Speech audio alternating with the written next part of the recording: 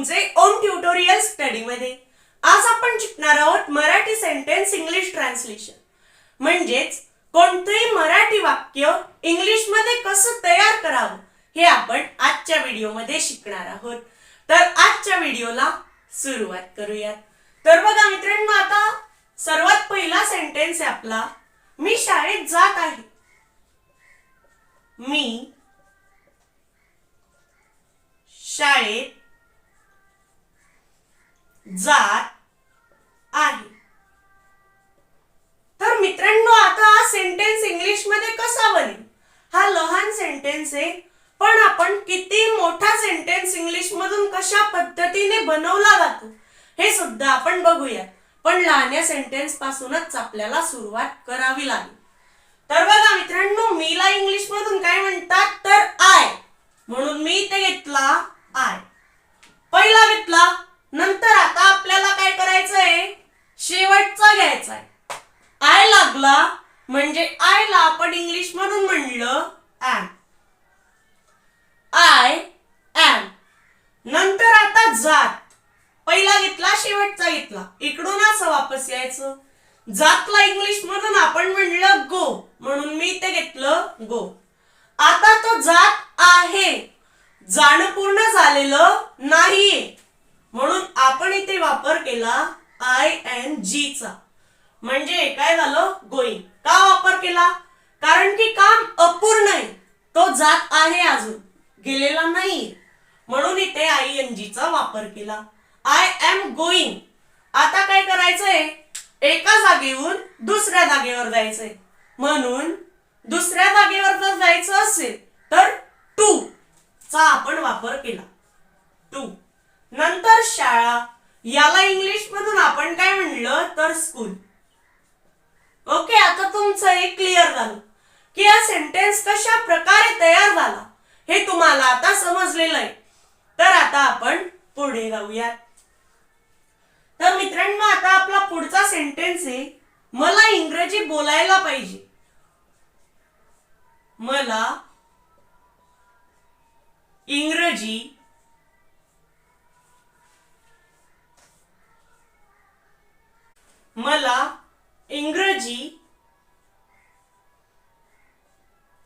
बोलायला पाहिजे।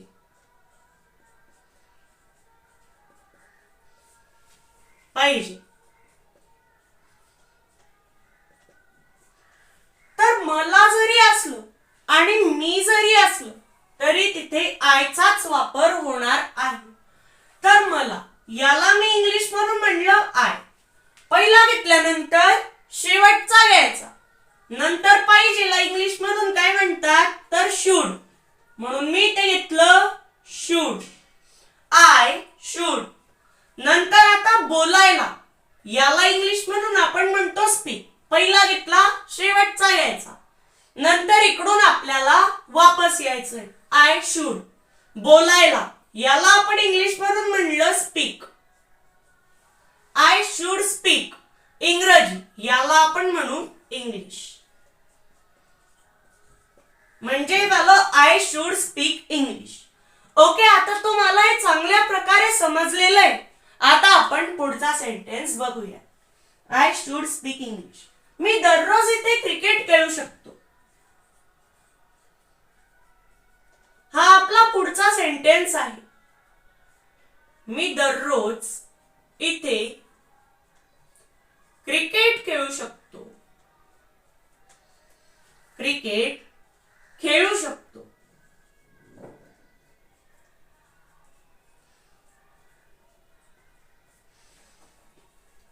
मीला आपण इंग्लिश मधून म्हणलं आय, म्हणून मी इथे घेतला आय, पहिला घेतल्यानंतर शेवटचा घ्यायचा, आय लागला म्हणजे शकतो, याला आपण इंग्लिश मधून म्हणतो कॅन, आय कॅन। नंतर इकडून आता आपल्याला असं वापस यायचंय, आय कॅन। नंतर खेळू, याला आपण इंग्लिश मधून म्हणलं प्ले, खेळण्याला इंग्लिश मधून प्लेच म्हणतात। नंतर क्रिकेट, इथे आपण घेतलं क्रिकेटला इंग्लिश मधून क्रिकेटच म्हणतात, म्हणून आपण इथे घेतलं cricket, I can play cricket. नंतर इथे याला आपण इंग्लिश मधून म्हणतो here, I can play cricket here दररोज, याला आपण म्हणलं डेली. ओके, एवढं तुमचं आता क्लिअर झालं. तर आपण आता पुढे जाऊयात. तर मित्रांनो, आता आपला पुढचा सेंटेन्स आहे, मी दररोज बाजारात आंबे विकत आहे. मी दररोज बाजारात आंबे विकत आहे.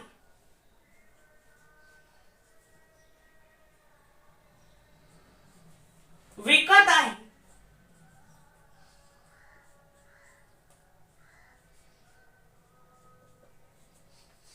तर मित्रांनो, आता मीला इंग्लिश मधून काय म्हणतात तर आय, म्हणून मी इथे घेतला आय. पहिला घेतल्यानंतर शेवटचा घ्यायचा. आय लागला म्हणजे आयला आपण इंग्लिश मधून म्हणलं ॲम. I am. नंतर असं वापस यायचंय विकत.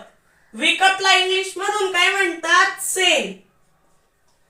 पण विकत आहे, विकणं पूर्ण झालेलं नाहीये, म्हणजेच काम पूर्ण झालेलं नाहीये, म्हणून आपण इथे घेतला I and G. I am selling. एवढं झालं विकत. नंतर आंबे. आंबा नाव आहे का ते तर नाही, तर आंबे नाव येते, म्हणजेच आपण घेतलं मँगो आणि त्याला प्लुरल करायकरता यसचा वापर केला, म्हणजेच ते एकाच्या ऐवजी अनेक आंबे दिसतील, म्हणजेच हे झालं mangoes. I am selling mangoes. नंतर आता बाजारात. बाजार म्हणजे काय इंग्लिश मधून मार्केट, म्हणून मी इथे घेतलं मार्केट. नंतर दररोज, याला आपण इंग्लिश मधून म्हणतो डेली. बघा, थोडाफार मोठा सेंटेन्स होता, पण किती लवकर तयार होऊन गेला. अशाच प्रकारे मोठे मोठे सेंटेन्स सुद्धा आपण तयार करू शकतो. तर आता आपण पुढचा सेंटेन्स बघूया. तो दररोज गावामध्ये गणित शिकवत आहे. तो दररोज गावामध्ये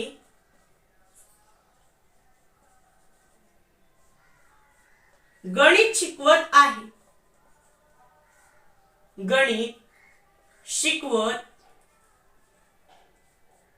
आहे.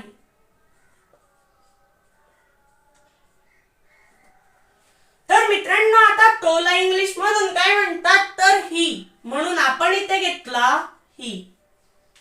पहिला घेतल्यानंतर शेवटचा घ्यायचा. ही लागला म्हणजे आयला आपण इंग्लिश मधून म्हणलं इज. He is. नंतर आता शिकवत असं वापस यायचं. शिकवत. शिकवतला इंग्लिश मधून म्हणतात टीच. शिकवत आहे. शिकवणं पूर्ण झालेलं नाहीये, म्हणून आपण इथे वापर केला आय एन जी चा. He is teaching. नंतर गणित म्हणजे इंग्लिश मधून काय math. He is teaching math. नंतर आता गावामध्ये, याला इंग्लिश मधून काय म्हणायचंय गावाच्या मध्ये. मध्ये म्हणजे काय गावाच्या आत. आणि गावाच्या आत आहे, तो गावाच्या मध्ये आहे. आतला इंग्लिश मधून म्हणतात इन. गावाच्या मध्ये म्हणजेच गावाच्या आत. नंतर आता काय करायचंय आत. आतला आपण इंग्लिश मधून म्हणलं इन. नंतर आता त्यांनी मध्ये म्हणलंय, म्हणून आपण आत आणि मध्ये हे दोन शब्द घेऊन इन द असं तयार होतं. Math in the village. कारण की गाव. गाव म्हणजे इंग्लिश मधून काय विलेज. नंतर आता दररोज, याला आपण इंग्लिश मधून म्हणलं डेली. तर आता अशा प्रकारे तयार झालं. तर आता आपण पुढे जाऊया. पुढचं खूप महत्वाचं आहे मित्रांनो. ते शिकल्याशिवाय तुम्हाला बरेचसे सेंटेन्स येणारच नाहीत, म्हणून पुढचं सुद्धा नक्कीच बघून घ्या.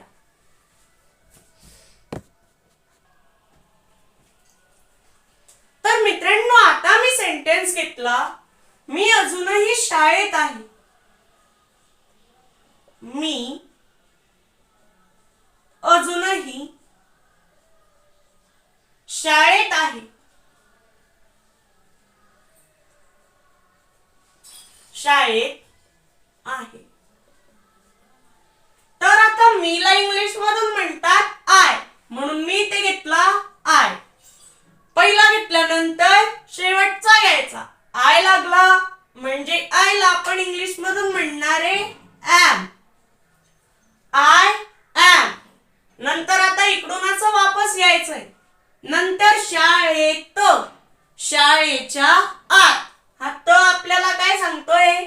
शाळेच्या आत. आणि आतला इंग्लिश मधून म्हणतात इन, म्हणून मी ते घेतलं इन. I am in. नंतर शाळा, याला आपण म्हणलं school. I am in school. नंतर अजूनही, याला आपण म्हणलं स्टील. म्हणजे झालं I am in school still. अशा प्रकारे हा सेंटेन्स तयार झाला.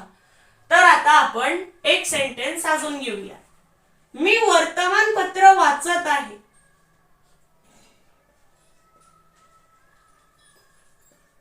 मी वर्तमानपत्र वाचत आहे.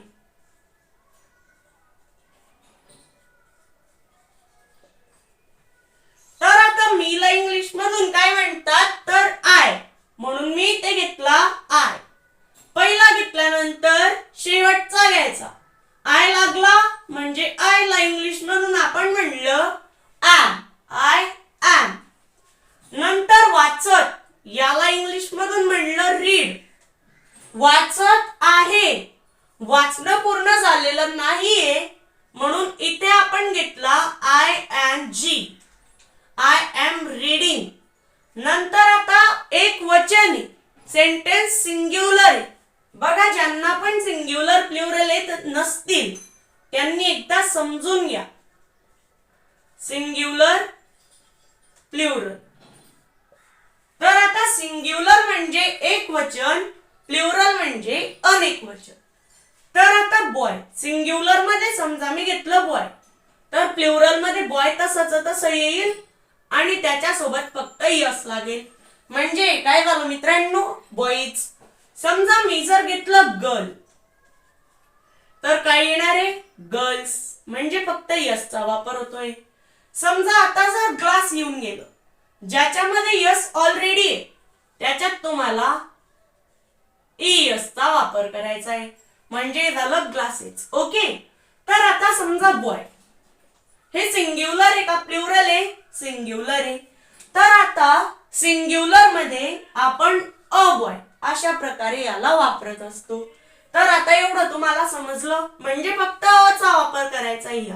समजा अ गर्ल, अ ग्लास, अशा प्रकारे. अ म्हणजे एक आणि गर्ल म्हणजे मुलगी, एक मुलगी. म्हणजे ते एक आहे असं दाखवण्याकरता आपल्याला इथे अ चा वापर करावा लागतो. मग वर्तमानपत्र एक आहे का दोन आहे? एक आहे. वर्तमानपत्रे जर असतं तर ते दोन असते, म्हणून आपण इथे घेतला अ. नंतर वर्तमानपत्र, याला इंग्लिश मधून आपण म्हणलं न्यूजपेपर.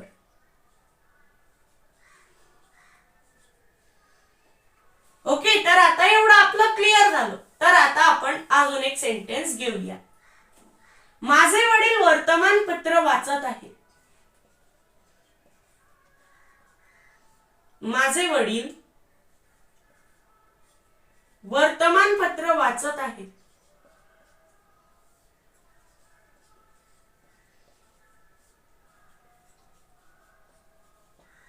तर आता याचं तुम्ही कमेंट मध्ये उत्तर द्या. तुम्हाला फक्त माझे आणि वडील हे पहिलं घ्यायचंय, नंतर शेवटचा घ्यायचाय आणि असं वापस यायचंय. ओके. तर आता तुम्ही याचं कमेंट मध्ये उत्तर द्या, म्हणजे तुम्हाला समजलं आहे की नाही हे पण मला समजेल. तर भेटूयात पुढच्या व्हिडिओमध्ये. बाय. आणि जर व्हिडिओ जर आवडला असेल तर लाईक करा. तुमचं एक लाईक मला खूप मोटिवेशन आणि कॉन्फिडन्स देतं मित्रांनो. नंतर आणि जर चॅनलवर नवे आले असाल तर आपल्या चॅनलला इंग्लिश करता सबस्क्राईब सुद्धा करा. असेच इंग्लिशचे व्हिडिओ तुम्हाला मिळत राहतील. भेटूयात पुढच्या व्हिडिओमध्ये.